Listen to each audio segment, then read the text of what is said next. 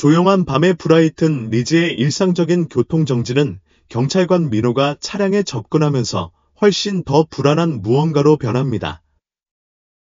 운전대 뒤에는 겁에 질린 12세 소년이 앉아있고 뒷좌석에는 울고 있는 유아가 앉아 있습니다. 음주운전 혐의가 의심되어 시작했지만 필사적인 추격전, 수수께끼의 실종, 소름 돋는 음모를 밝히려는 시간과의 경쟁으로 이어집니다.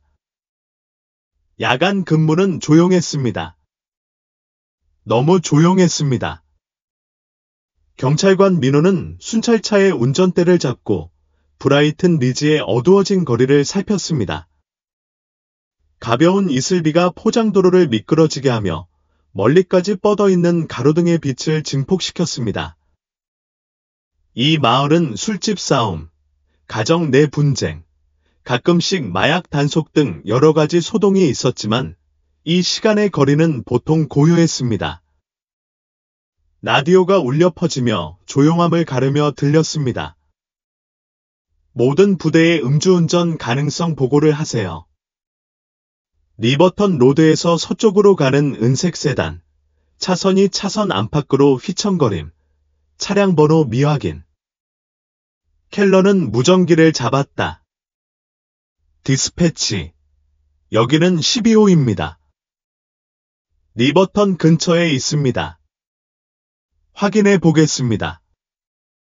그는 불을 켜고 주요 도로로 천천히 들어섰고 눈은 앞을 향했다. 브라이튼 리즈는 크지 않았지만 중앙 광장 밖 구불구불한 길은 밤에 위험했다. 오래지 않아 그는 그것을 발견했다. 은색 세단이 불규칙하게 움직이고 미등이 차선 사이를 휘감고 있었다. 차선으로 급히 오른쪽으로 휘어져 가드레일을 거의 들이받았다. 젠장, 이 녀석이 누군가를 죽일 거야. 켈러가 중얼거리며 사이렌을 작동시켰다. 세단은 멈추지 않았다. 대신 망설이다가 속도를 내기 전에 약간 속도를 줄였다. 어서 날 쫓지 마. 그는 한숨을 쉬며 다시 무전기를 잡았다. 사고 현장. 용의자가 양보하지 않고 있습니다. 제가 정차하겠습니다. 잠시 후 세단의 브레이크 라이트가 깜빡거리더니 차가 도로변 근처에서 천천히 멈췄다. 켈러는 숨을 내쉬며 엔진을 공회전시키고 본능적으로 권총을 쥐었다. 교통정지에서 이런 일이 있었던 건 지난번에 타이어 레버로 머리를 날려버릴 뻔한 매수 중독자와 씨름을 하게 된 적이 있었다. 켈러는 조심스럽게 차에서 내려 운전석 쪽으로 다가갔다. 창문이 내려져 있어서 안에 있는 인물이 살짝 보였다. 작고 너무 작았다. 그의 배가 꽉 조여졌다. 손을 보이는 곳에 내밀어 그는 명령했다. 나타난 손은 술 취한 사람의 거칠고 불안정한 손이 아니었다. 그 손은 작았고 아이의 손보다 약간 더 컸다. 켈러는 망설였다. 그의 뇌는 그의 눈이 그에게 말하고 있는 것을 따라잡았다.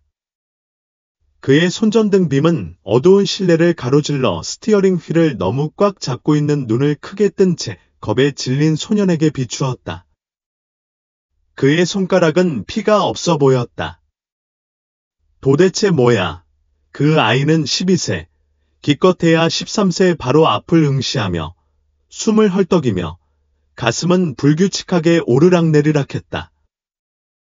그의 갈색 머리카락은 흐트러졌고 시원한 밤 공기에도 불구하고 이마에는 땀이 맺혔다. 켈러의 훈련이 효과를 발휘했다. 술 취한 부모, 도난당한 도망자. 그의 머릿속에는 수십 가지 가능성이 맴돌았지만 그중 좋은 것은 없었다. 그는 어조를 부드럽게 했다. 아들아, 이름이 뭐니?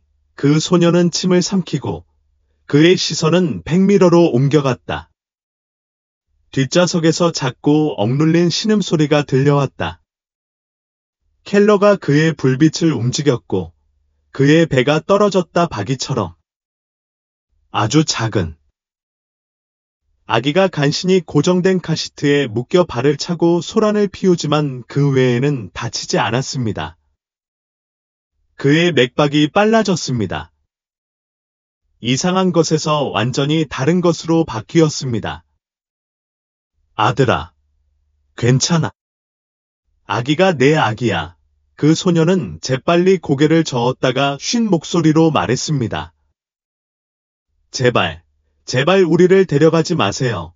그가 말하는 방식에 뭔가 켈러의 목덜미에 있는 털이 곤두섰습니다. 어디로? 그 아이가 대답하기도 전에 온몸이 긴장했습니다. 핸들을 꽉 잡았고 공포가 그의 얼굴에 넘쳐났습니다. 켈러는 너무 늦게 알아챘습니다. 소년의 발이 가스 페달을 바닥에 쿵쾅 내리쳤습니다. 멈춰. 차가 앞으로 기울어 타이어가 아스팔트에 삐걱거렸다. 켈러는 세단이 급히 달려가면서 뒤로 물러설 시간도 거의 없었다. 세단은 미끄러지듯 움직이다가 견인력을 얻었다. 젠장. 켈러는 순찰차로 달려가 문을 잡아당겨 열고 기어를 넣었다. 그가 추격하자 엔진이 굉음을 내며 사이렌이 울려 퍼졌다. 사고 현장. 용의자가 정류장에서 도망쳤다. 뒷좌석에 유아를 태운 미성년 운전자가 리버튼 북쪽으로 향하고 있다. 시속 60마일에 가까워지고 있다. 무전이 울려 퍼졌지만 켈러는 거의 알아채지 못했다. 그의 시선은 앞에 세단에 고정되어 있었고 세단은 차선을 바꿔가며 간신히 주차된 트럭을 피해갔다. 아기의 울음소리가 차의 열린 창문에서 희미하게 울려 퍼졌다. 켈러의 심장이 쿵쾅거렸다. 이건 즐거운 운전이 아니었다. 완전히 당황한 상태에서 벗어나려는 것이었다. 세단은 신호등을 지나쳐 달려갔다. 다른 차가 지나갔다면 치명적인 사고로 끝났을 것이다. 켈러는 입을 꽉 다물었다. 누군가 죽기 전에 이걸 끝내야 할 때다. 앞으로 달려가 밀크릭 근처에 공사 현장으로 이어지는 옆길로 급히 좌회전했다. 켈러는 저주했다. 그 길은 막다른 길이었다.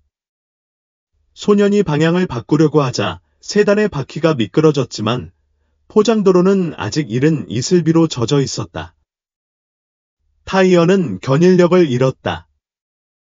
켈러는 차가 회전하여 도로에서 완전히 벗어나는 것을 무기력하게 지켜보았다. 앞부분이 도랑에 쿵하고 충격으로 프레임이 삐걱거리더니 움직이지 않았다. 침묵. 켈러는 사고 현장으로 달려가기 전에 차를 주차 위치로 던진 것을 거의 기억하지 못했다. 운전석 문은 반쯤 열려 있었고 구겨진 후드에서 연기가 피어올랐다. 켈러는 안으로 손을 뻗자 숨이 가빠졌고 그의 맥박이 귀에 쿵쾅거렸다. 소녀는 안전벨트에 기대어 앉아 눈을 깜빡였다. 얘야, 나랑 있어. 켈러는 부상이 있는지 확인했다. 이마에 난 상처는 있었지만 생명을 위협할 정도는 아니었다. 그는 무전기를 잡았다. 구조대. 응급의료가 필요해 약한 중얼거림으로 그의 말을 가로막았다. 켈러가 몸을 기울였다. 뭐라고 했어? 그 소년의 눈은 거의 뜨지 않았고 그의 목소리는 너무 약해서 켈러는 거의 알아들을 수 없었다. 우리한테 오고 있어. 켈러의 배에 차가운 무게감이 느껴졌다. 누구야? 그 아이는 대답하지 않았다. 그의 머리가 살짝 기울어졌고 그는 완전히 힘이 빠졌다. 켈러의 목이 조여왔다. 그는 뒷좌석에 있는 아기에게 주의를 돌렸다. 여전히 울고 있지만 다치지 않았다. 켈러는 천천히 숨을 내쉬며 척추를 타고 올라오는 불안감을 무시하려고 했다. 그는 그가 누구인지 전혀 몰랐지만 무언가가 이것이 시작일 뿐이라고 말했다. 병원 대기실은 살균제와 오래된 커피 냄새가 났다. 켈러는 벽에 기대어 팔짱을 끼고 응급실 유리창을 응시했다. 안에서는 그를 고속 추격전으로 이끈 소년이 의식을 잃은 채 누워 있었고 팔에는 정맥 주사가 걸려 있었다. 간호사가 모니터를 조정했는데 심장 모니터의 부드러운 삐소리가 방을 가득 채우자 그녀의 얼굴은 읽을 수 없었다. 그 아이는 사고에서 구해낸 이후로 움직이지 않았다. 의사들은 그가 경미한 뇌진탕, 약간의 멍, 탈수 증상을 보였다고 말했다. 생명에 위협이 되는 것은 아니었다. 하지만 켈러는 부상에 대해 걱정하지 않았다. 그는 그 소년이 무엇으로부터 도망치는지 걱정했다. 그 아기는 소아과로 옮겨졌다. 까다롭고 약간 탈수된 것을 제외하면 그녀는 괜찮았다. 그렇다고 해서 켈러의 기분이 나아지는 것은 아니었다. 그는 숨을 내쉬며 얼굴을 문지른다. 1시간이 넘었지만 그들은 여전히 그 소년의 부모에 대한 정보를 얻지 못했다. 그의 어머니는 도대체 어디에 있는 거지? 침묵 속에서 목소리가 터져 나왔다. 그럼 이 사람이 도망친 운전자야. 켈러가 돌아섰다. 서연 형사가 문간에 서서 팔짱을 끼고 있었다. 그녀는 40대 초반이었고 날카로운 눈을 가지고 있었고 검은 머리를 단단히 묶은 포니테일을 하고 있었다. 그녀의 명성은 그녀보다 앞섰다. 아동복지 사건 전문가, 태만한 부모에게는 무자비하고 아이가 위험에 처했을 때는 끈질겼다. 켈러는 그녀와 함께 일한 적이 있었다. 그는 그녀를 존경했고 그것은 그녀가 시간을 낭비하지 않는다는 것을 알았다는 것을 의미했다. 아이 이름은 지수예요. 켈러가 말했다. 12살이에요. 신분증은 없지만 번호판을 확인했어요. 차는 지호라는 이름으로 등록되어 있었고 성이 같아요. 크루즈가 눈썹을 치켜 올렸다. 어머니라고 생각했어요. 하지만 그녀를 찾을 수 없었어요. 경찰이 확인했을 때 집은 비어 있었어요. 켈러가 대답했다. 그녀는 눈살을 찌푸렸다. 그러니까 법적 문제가 없는 12살짜리 아이가 타고서는 안 될 차를 몰고 뒷좌석에 아기를 태우고 어머니는 실종된 거예요. 그래, 크루즈는 한숨을 쉬며 노트패드를 꺼냈다. 좋아. 내 취향의 케이스야. 그녀는 창문으로 다가가 노아의 움직이지 않는 모습을 살폈다. 납치당한 걸까? 학대하는 집에서 도망친 걸까? 켈러는 망설였다. 그의 직감은 아니라고 말했다. 노아의 두려움은 학대하는 부모에게서 오는 조용한 공포가 아니었다. 떨리고 즉각적이며 원초적이었다. 아기를 보호하고 있었던 것 같아. 켈러가 마침내 말했다. 무슨 일이 있었든 그냥 운전을 한 게 아니야. 무언가 또는 누군가에게서 도망친 거야. 크루즈가 그를 살폈다. 예감이 들어. 나쁜 예감이 들어. 크루즈가 빙긋 웃었다. 늘 그렇잖아. 켈러는 무시했다. 지금 레베카를 조사하고 있어. 지금까지는 위험 신호가 없어. 범죄 기록도 없고, 아동보호소 기록도 없고, 빚도 없고, 그녀가 공경에 처했다는 징후도 없어. 크루즈는 경찰이 이전에 건넨 서류를 훑어보았다. 12살이고, 이전에 시스템과 충돌한 적도 없고, 위탁보호 시설도 없고, 학교 정학도 없어요. 그녀는 펜을 파일에 두드렸다. 아이는 깨끗해요. 그게 걱정이에요. 켈러가 중얼거렸다. 크루즈가 대답하기도 전에 간호사가 다가왔다. 깨어나고 있어요. 그녀가 말했다. 소년의 눈이 깜빡이며 희미한 불빛에 눈을 깜빡였다. 그는 혼미하고 혼란스러워 보였다. 그리고는 스위치가 켜진 것처럼 몸이 긴장했다. 그의 시선은 방 안을 휘둘렀다. 켈러가 다가와서 침착한 목소리를 유지했다. 당신은 병원에 있어요. 꼬마. 차를 부수었어요. 당신은 안전해요. 오노아의 손가락이 담요를 꽉 쥐었고 그의 호흡이 빨라졌다. 크루즈가 앞장섰다. 노아, 저는 크루즈 형사입니다. 당신과 이야기해야 해요. 알겠어요. 소년이 굳었다. 그의 시선은 켈러에게로 옮겨갔다가 다시 크루즈에게로 옮겨갔다. 켈러는 침대 옆에 무릎을 꿇었다. 노아, 엄마는 어디 있어? 소년의 얼굴에 뭔가가 번쩍였다. 고통이었을지도 모른다. 그러고는 고개를 저었다. 크루즈가 들어섰다. 노아, 아기 로지가 내 자매야. 작게 고개를 끄덕였다. 노아, 내 말 들어. 켈러가 재촉했다. 우리는 너를 다치게 하려고 온 게 아니지만 내 엄마가 어디 있는지 알아야 해. 소년은 침을 삼켰다. 난 모르겠어. 언제 마지막으로 봤어? 대답이 없었다. 노아의 턱이 꽉 다물어졌다가 그는 속삭이며 중얼거렸다. 엄마가 경찰을 믿지 말라고 했어. 침묵. 켈러는 크루즈와 시선을 교환했다. 크루즈는 한숨을 쉬며 일어섰다. 좋아. 의사들이 일을 하게 둘게.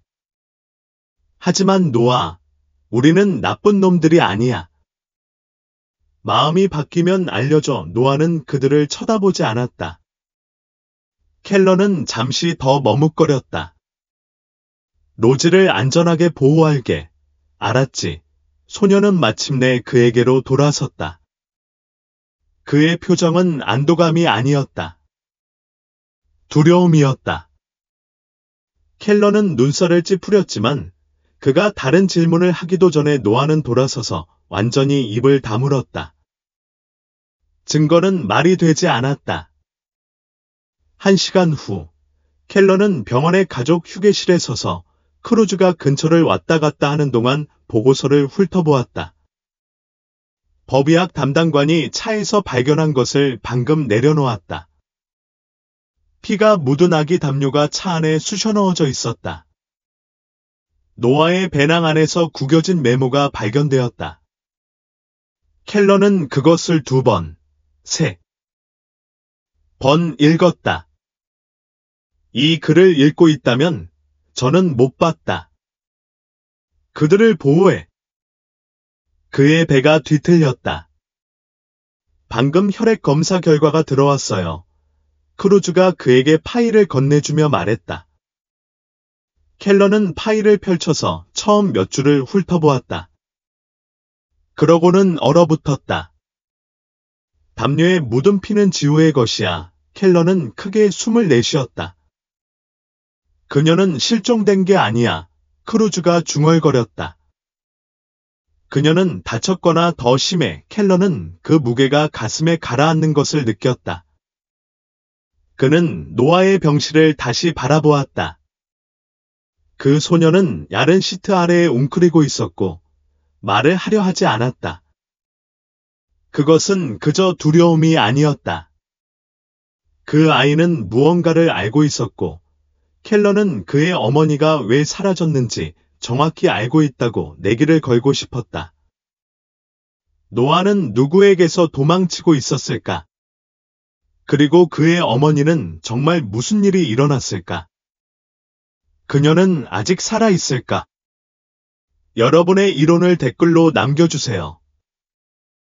이 영상에 좋아요를 눌러주시고 켈러가 진실을 밝혀내고 너무 늦기 전에 어머니와 아이들을 제외시킬 수 있을지 지켜봐 주세요.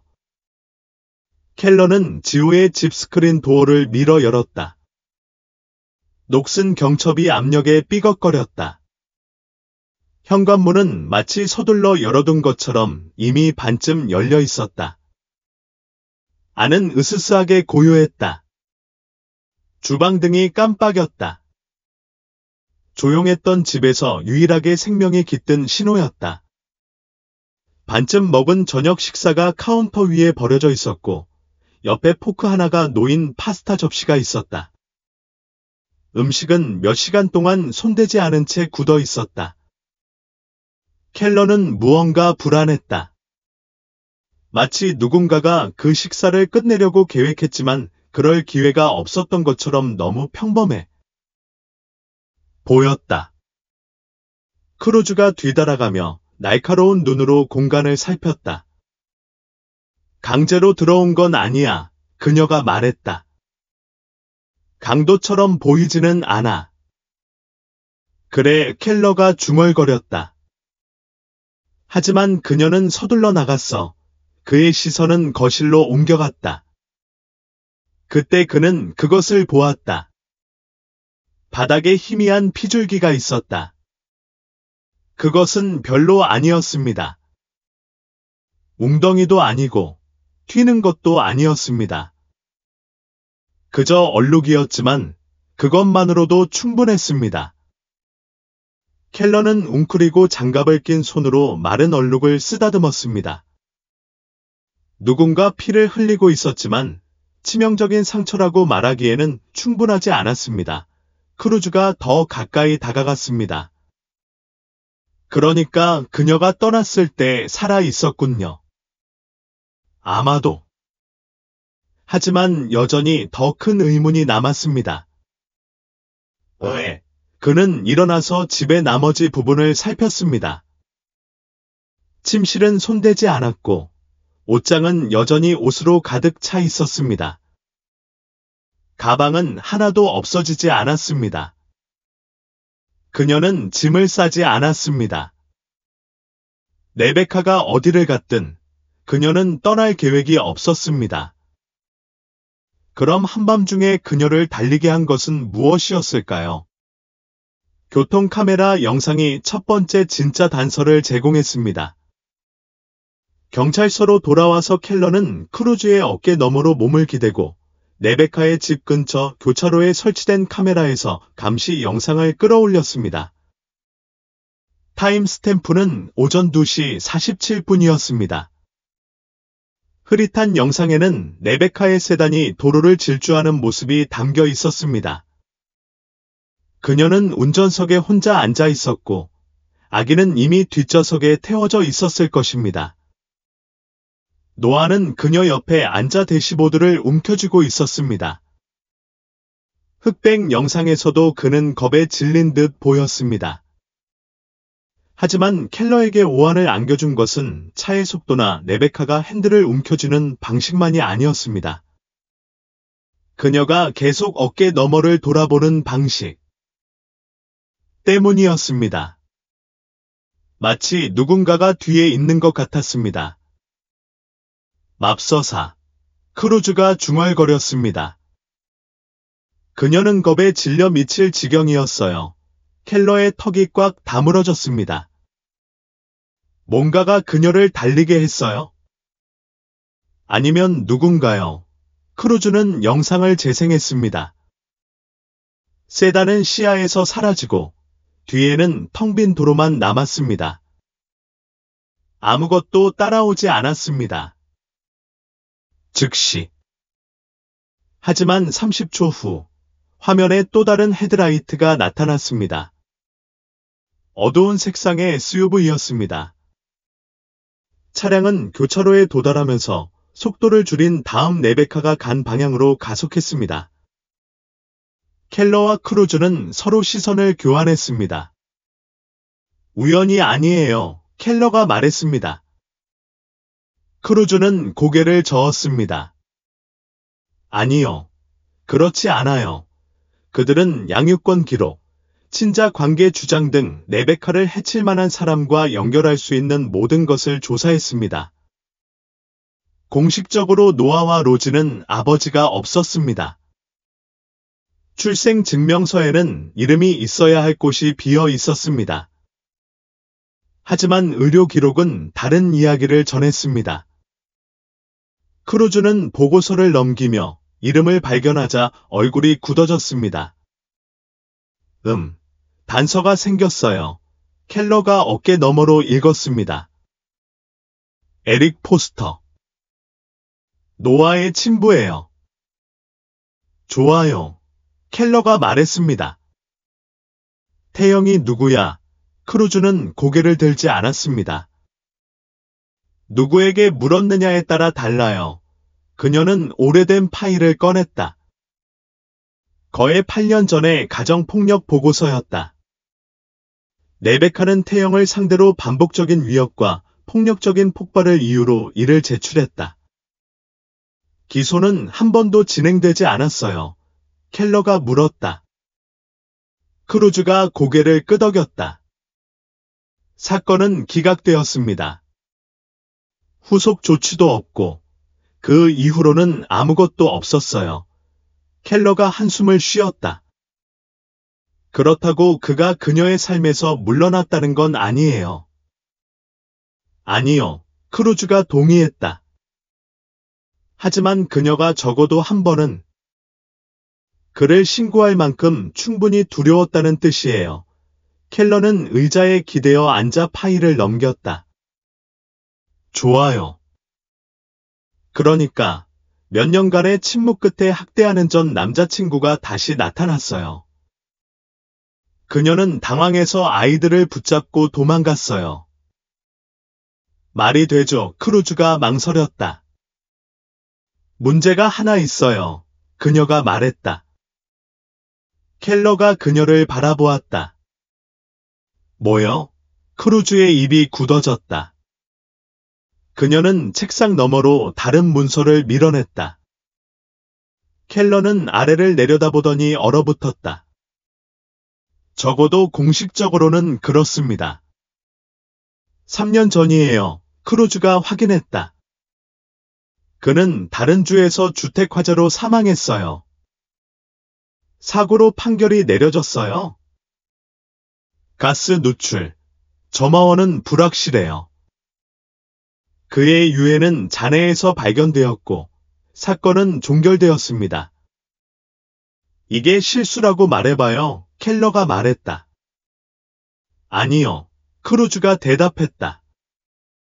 사건을 조사했고 사고로 판결이 내려졌고 종결되었어요. 남자는 3년 전에 죽었어요. 켈러가 턱을 문질렀다. 그러고 나서 12살짜리 아이가 아빠를 한 번도 만난 적이 없는데 아빠 사진을 보고 나한테 왜 그렇게 말했는지 설명해줘요. 그는 잠시 말을 멈추고 목소리를 낮추었다. 그게 그 사람이에요. 어젯밤 우리 집에 있었던 그 남자예요. 크루즈가 그를 응시했다. 둘 다 오랫동안 아무 말도 하지 않았다. 마침내 크루즈가 한숨을 내쉬었다. 그녀가 중얼거렸다. 누군가가 그의 죽음을 속였거나 누군가가 그를 가장하고 있는 거예요. 태영의 죽음에 대한 뭔가가 맞지 않았다. 켈러는 경찰서 밖에 있는 순찰차에 앉아 3년 전 주택 화재 보고서를 응시하고 있었다. 공식 판결은 사고였다. 배선 불량, 빠른 점화, 전체 구조물이 스스로 무너졌다. 재더미 속에 탄 들보만 남긴 그런 종류의 화재였다. 하지만 한 문장이 두드러졌다. 유해가 회수되었지만 광범위한 열 손상으로 인해 신원이 불확실하며 태영으로 추정된다. 추정일 뿐 확인된 것은 아니다. 켈러는 천천히 숨을 내쉬며 종이를 손가락으로 두드렸다. 유해가 완전히 식별되지 않았다면 포스터가 자신의 죽음을 조작했다고 생각하는 것은 무리가 아니었다. 그리고 그것이 사실이라면 레베카는 존재하지 않아야 할 남자에게서 도망치고 있었던 것이다. 켈러가 사무실로 들어왔을 때 서연은 이미 포스터의 과거에 깊이 빠져 있었다. 두꺼운 폴더가 책상 위에 펼쳐져 있었고 그녀 옆에는 오래된 사건 파일이 쌓여 있었다. 그녀는 고개를 들었다. 뭔가를 찾았어요. 그녀가 말했다. 켈러는 의자를 끌어당겼다. 좋은 일이라고 말해. 크루즈는 8년 전 봉인된 사건 파일을 펼쳤다. 레베카는 포스터의 첫 번째 희생자가 아니었어요. 켈러는 몸을 앞으로 기울였다. 이 사건은 엘리자베스 렌으로 접수되었습니다. 레베카가 그를 가정폭력 혐의로 신고하기 3년 전입니다. 이 사건은 소름 돋을 정도로 비슷했습니다. 학대가 심화되고 통제적인 행동이 이어지다가 어느 날 밤 그녀가 사라졌습니다. 켈러는 눈살을 찌푸렸다. 그녀를 찾지 못한 거예요. 크루즈는 고개를 저었다. 시신도 없고 신용카드 거래 내역도 없고 전화 기록도 없어요. 처음 신고한 후 그녀가 사라졌어요. 사건은 차갑게 끝났어요. 그럼 그에게는 패턴이 있는 거군요. 켈러가 중얼거렸다. 그게 다가 아니에요. 크루즈가 말했다. 그녀는 다른 문서를 꺼냈다. 엘리자베스 렌의 마지막으로 알려진 주소입니다. 켈러는 서류를 훑어보았다. 포스터를 죽인 것으로 추정되는 화재의 위치였다. 크루즈는 고개를 끄덕였다. 그는 집이 불타버렸을 때 그녀와 함께 살고 있었어요. 그게 상황을 바꿔 놓았습니다. 엘리자베스가 실종되었고 포스터가 그녀가 실종된 바로 그 자리에서 죽었다면 그것은 두 가지 중 하나를 의미했습니다. 그가 그녀를 죽이고 화재를 은폐로 사용했거나 그녀가 그를 실종시키는 것을 도운 것입니다. 어느 쪽이든 레베카는 그저 또 다른 학대 사건이 아니었습니다.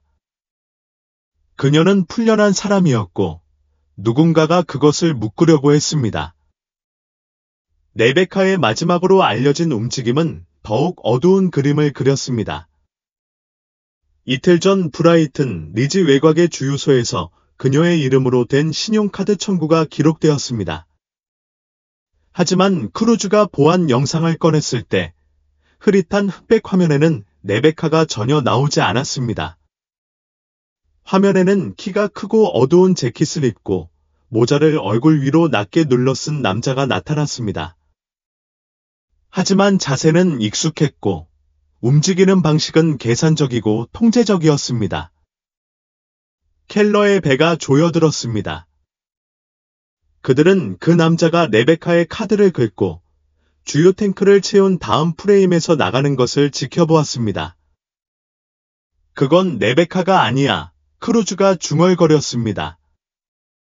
아니요. 켈러가 동의했다. 하지만 우리 둘 다 누구인지 알고 있는 것 같아요.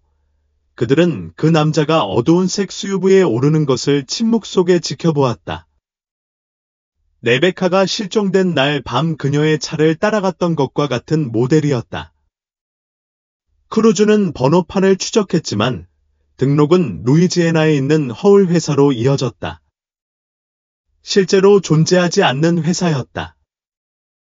조각들이 제자리에 떨어지고 있었다. 누구였든 그는 자신의 흔적을 감추고 있었다. 사건의 다음 부분은 최악의 방식으로 밝혀졌다. 그날 저녁, 켈러는 디스패치에서 전화를 받았다. 순찰 경찰이 실종되었다. 준우 경관이었다. 병원에서 노아와 로즈를 감시하도록 배정된 경찰이었다. 어젯밤 이후로 아무도 그를 보지 못했습니다. 디스패처가 말했다. 근무를 위해 체크인하지 않았습니다. 전화도 받지 않았습니다. 켈러의 입이 굳어졌다. 마지막으로 알려진 위치. 그의 순찰차는 브라이튼 리지 마리나 근처에서 버려진 채 발견되었습니다. 크루즈는 스피커폰으로 듣고 있었습니다. 그녀는 오랫동안 아무 말도 하지 않다가 한숨을 내쉬었습니다. 이런. 그녀는 중얼거렸습니다. 먼저 레베카, 그 다음 SUV, 지금은 실종된 경찰 노아와 로즈를 안전하게 지키는 유일한 사람. 이건 무작위가 아니었습니다. 의도적이었습니다. 그날 밤, 켈러는 노아의 병원 침대 가장자리에 앉아 소년이 담요 모서리를 만지작거리는 것을 지켜보았습니다. 노아는 첫 번째 인터뷰 이후로 별로 말을 하지 않았습니다. 그는 거의 먹지도 않고 거의 자지도 않았습니다. 하지만 켈러는 그를 밀어줄 수 없었습니다. 대신 그는 침대 옆 탁자에 주유소 보안 영상에 나온 그 남자의 사진을 올려놓았습니다. 노아는 그것을 보고 손가락이 꿈틀거렸습니다. 그의 온몸이 굳었습니다. 그를 알아봐요. 켈러가 조용히 물었습니다. 그 소녀는 움직이지 않았고 숨도 쉬지 않았지만 켈러는 그것을 보았습니다. 어깨가 굳어지고 손가락이 시트 속으로 말려드는 방식에서 그는 그 남자가 누구인지 정확히 알았습니다. 켈러는 목소리를 꾸준하게 유지했습니다. 노아, 진실을 알아야 해. 침묵. 그러고 나서 속삭임보다 약간 더 큰 소리로 켈러는 거의 듣지 못할 정도로 조용했습니다. 그는 죽지 않았어.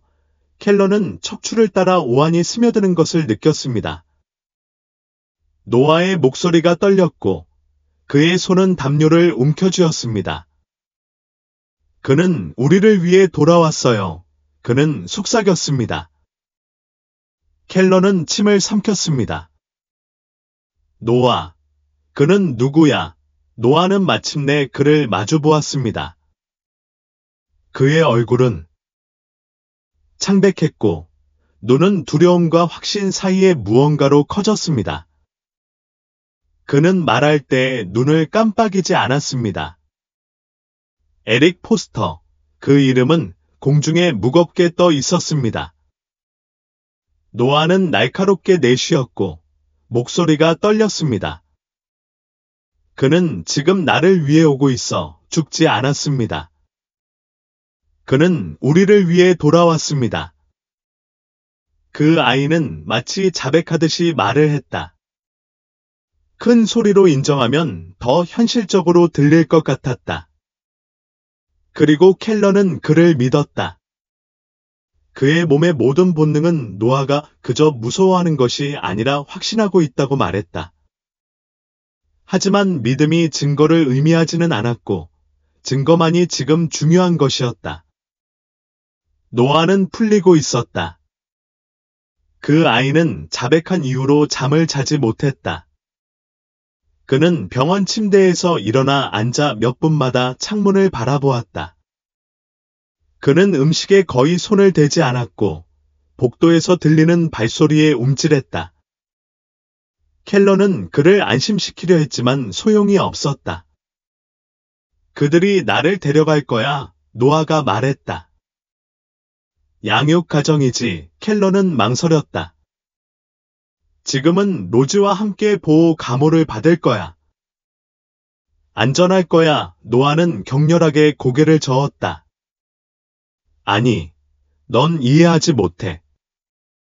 그가 우리를 데리러 올 거야. 노아 문이 그를 막을 수 있다고 생각해. 자물쇠. 그게 중요하다고 생각해.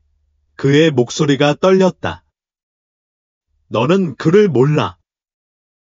그는 멈추지 않아. 포기하지 않아. 그는 누구를 다치게 하든 신경 쓰지 않아. 그는 로즈를 데려갈 거고, 내가 방해가 되면 그는 나를 죽일 거야. 그 소년의 목소리에 묻어난 생생하고 공포스러운 공포는 속을 뒤틀었다. 켈러는 한숨을 쉬었다. 너는 아무 집에 있지 않을 거야, 꼬마야. 너와 로즈는 안전한 아동복지 시설로 갈 거야. 보안이 철저해. 허가 없이는 아무도 들어올 수 없어. 그는 너에게 다가갈 수 없을 거야. 노아는 입을 꽉 다물었다. 그럴 거야. 그는 속삭였다. 너는 이해하지 못해. 너는 나를 보호한다고 생각하지만 그렇지 않아. 너는 그저 그를 더 편하게 만들어 줄 뿐이야. 브라이턴 리지 시큐어 웰페어 센터는 마을 외곽에 있는 눈에 띄지 않는 벽돌 건물로 24시간 감시, 키 카드 출입, 무장 경비로 강화되었습니다. 그곳은 노어와 로즈에게 가장 안전한 곳이었습니다. 적어도 모두가 그렇게 스스로에게 말했습니다. 켈러는 두 아이가 체크인할 때까지 머물렀습니다. 노어는 그의 팔을 놓으려 하지 않았습니다. 제발요, 소년이 속삭였습니다. 제발 당신과 함께 있게 해주세요. 켈러는 그의 높이로 무릎을 꿇었습니다. 저는 이 남자를 찾을 거라고 약속합니다. 하지만 제가 찾는 동안 당신은 안전한 곳에 있어야 합니다. 노어는 손을 떨며 손을 놓았습니다. 켈러는 떠나려고 돌아섰습니다. 그는 간신히 경찰차에 도착했을 때 무언가 잘못되었다는 그 잔소리 같은 느낌, 그 속 깊은 확신을 느꼈습니다.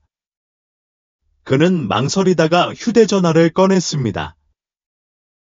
놓친 전화 한 통 할 수 없는 번호. 그의 맥박이 빨라졌습니다. 그러자 화면이 다시 켜졌습니다. 수신 전화. 알 수 없는 번호. 켈러는 전화를 받기 위해 화면을 쓸어 넘겼습니다. 도대체 이 사람은 누구야? 전화선에서 잡음이 났다. 그러자 왜곡되고 낮은 목소리가 그의 피부 아래로 기어들었다. 똑딱똑딱. 경관님. 그녀는 이미 떠났어요. 전화가 끊겼다. 켈러는 건물 쪽으로 돌아갔다. 시설 내부의 조명이 꺼졌다. 보안 피드는 오후 10시 23분에 어두워졌다. 전원이 깜빡거리고 비상등이 켜졌다. 너무 늦었다. 침입자들은 이미 안으로 들어갔다. 가면을 쓴 두 남자가 숙련된 정밀함으로 움직이며 문을 우회하고 잠자는 직원을 지나쳤다. 그들은 엉뚱한 실수를 하지 않았다. 그들은 배치를 알고 있었다. 그들은 먼저 로즈의 방에 도착했다. 아기는 위험이 다가오는 것을 모른 채 벽에 기대어 침대에서 잠들어 있었다. 남자 중 한 명이 주머니에서 작은 아기 모니터를 꺼내 침대 옆에 놓았다. 그는 가까이 기대어 앉았고 가면을 쓴 그의 얼굴은 그녀에게서 몇 인치 떨어져 있었다. 그는 피가 얼어붙을 만큼 부드러운 목소리로 집에 돌아온다. 어린 소녀야 라고 속삭였다. 시설의 야간 경비원은 결코 기회를 잡지 못했다. 경비원이 무언가 잘못되었다는 것을 깨달았을 때 침입자들은 이미 노아의 문 앞에 있었다. 노아는 깨어 있었다. 그는 내내 깨어 있었다. 그는 그들이 오는 소리를 듣고 침대로 기어들었고 심장이 쿵쾅거렸다. 그는 그들이 움직이는 방식을 알아챘다. 첫 번째 가면을 쓴 남자가 고개를 기울이며 안으로 들어섰다. 그의 목소리는 태연했다. 노아. 그는 말했다. 갈 시간이야. 노아는 미친 듯이 고개를 저었다. 그 남자는 한숨을 쉬었다. 어서.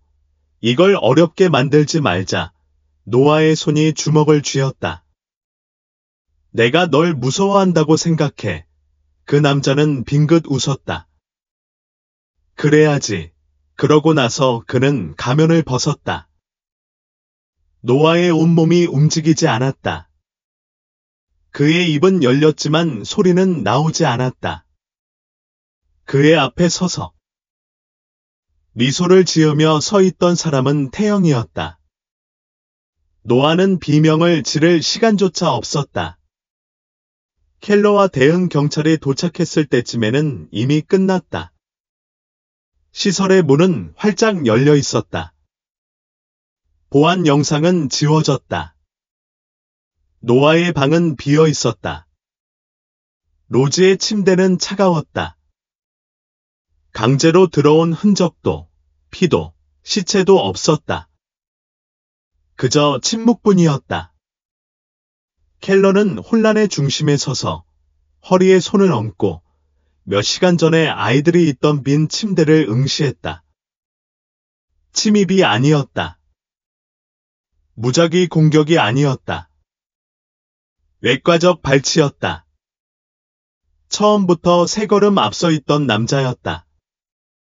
1시간 후, 그들은 침입자들이 놓친 숨겨진 복도 카메라에서 보안 영상 한 조각을 회수했다. 켈러는 구역에 서서 흐릿한 재생을 응시했다. 타임 스탬프는 오후 10시 26분이었다. 복도는 비어 있었다. 그러자 한 인물이 시야에 들어왔다. 작은 아기를 품에 안은 남자였다. 그는 카메라 쪽으로 돌아섰다. 그의 얼굴은 틀림없었다. 태영. 켈러는 포스터가 잠시 멈추고 로즈를 마치 자신의 아이인 것처럼 품에 안고 움직이는 것을 지켜보며 맥박이 쿵쾅거렸다. 그러고는 마치 켈러가 지켜보고 있을 거라는 걸 아는 듯 미소를 지었다. 여전히 로즈를 품에 안은 포스터는 한 손가락을 입술에 대었다. 조용히 경고하는 의미였다. 그러고 나서 그는 돌아서서 프레임에서 나가 사라졌다. 역은 전쟁터였다. 서현 형사는 지난 1시간 동안 전화통화를 하며 노아와 로즈의 엠버 경보를 조정하고 있었다. 경찰들이 구역을 드나들며 단서를 업데이트하고 법의학 보고서를 처리하고 부탁을 했다. 켈러는 그 모든 것의 중앙에 서서 앞에 있는 모니터에 정지된 프레임을 응시했다. 태영. 그 남자는 숨으려고도 하지 않았다. 그는 바로 시설로 걸어 들어가서 카메라를 똑바로 바라보며 로즈를 마치 자기 소유물인 것처럼 껴안고서 빙긋 웃었다. 켈러는 입을 꽉 다물었다. 그저 조롱이 아니었다. 도전이었다. 그는 영상을 되감고 다시 재생했다. 그리고 또다시. 놓친 게 있는지 찾아보았다. 놓친 게 있다면 아무것도 없었다. 크루즈는 전화기를 책상 위에 내리쳤다. 엠버 경보가 발령되었습니다. 그녀가 말했다. 하지만 포스터가 이미 주 경계를 넘었다면 별 소용이 없을 겁니다. 그는 도망치지 않을 겁니다. 켈러가 중얼거렸다. 크루즈가 그에게로 돌아섰다. 무슨 확신을 가지고 있는 거야? 켈러가 크게 숨을 내쉬었다. 우리를 두려워하지 않기 때문입니다. 그는 항상 앞서 있었습니다. 그는 숨어있는 사람이 아닙니다. 그는 계획이 있는 사람입니다. 그리고 그것은 그를 무엇보다도 두렵게 했다. 첫 번째 진짜 단서는 몇 시간 후에 나왔다. 마을 외곽에서 한 대리관이 무전으로 연락했다. 용의자의 차량을 찾았습니다. 켈러와 크루즈가 몇 분 만에 현장에 도착했다. 검은색 SUV는 올드밀 로드 근처의 비포장 도로에서 버려져 있었고 두꺼운 덤불에 자리 잡고 있었다. 엔진 블록은 아직 따뜻했고 문은 열려 있었다. 하지만 진짜 이야기를 말해준 것은 차 안이었다. 운전석에 묻은 혈흔, 새로 묻은 혈흔. 뒷바퀴 아래에 눌린 버너폰.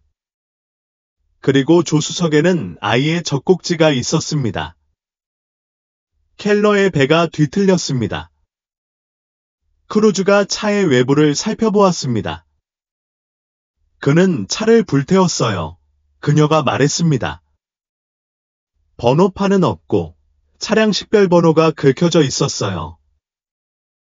별로 얻을 게 없을 거예요. 켈러는 그녀의 말을 거의 듣지 못했습니다. 그의 마음은 이미 움직이고 있었습니다.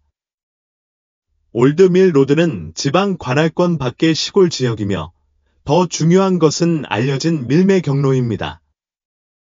첫 번째 전화는 켈러가 관할 구역으로 차를 몰고 돌아가던 중이었다.